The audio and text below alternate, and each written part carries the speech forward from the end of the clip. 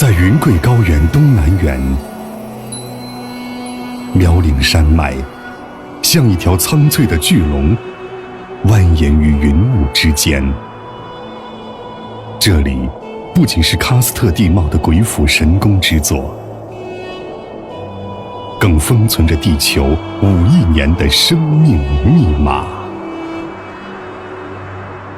400余座石灰岩山峰傲然挺立，在晨雾中显露岩脊的肌理。近乎垂直的百米绝壁，仰望可见天光一线，气势磅礴。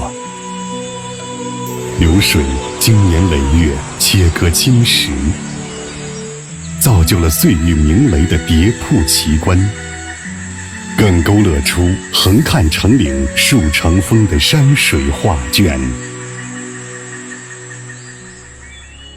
走进苗岭国家地质公园，仿佛翻开了地球生命的古老卷轴。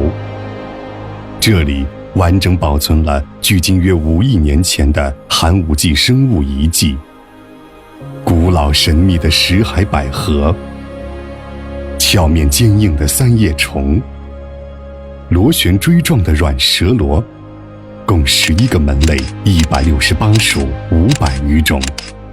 贵州第一枚金钉子，苗岭统乌溜街全球界限层型剖面和点位也诞生在苗岭。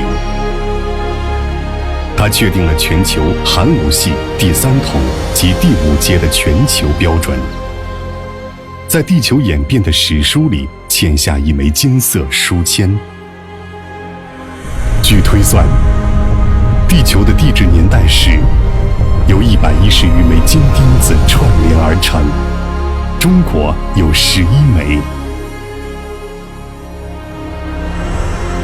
在这里可以实地探寻金钉子的奥秘，了解原始生命的演化。走进化石博物馆，聆听地质知识的讲解，也可以在体验区采集化石，近距离触摸古化石的纹理。苗岭是地球演化的天然档案馆，从寒武纪的化石到苗岭深处的吊脚楼，从喀斯特的锋芒到苗药的温润，每一处交织都镌刻着生命和谐的印记。文明便是人类学会以谦卑之心与万物共生。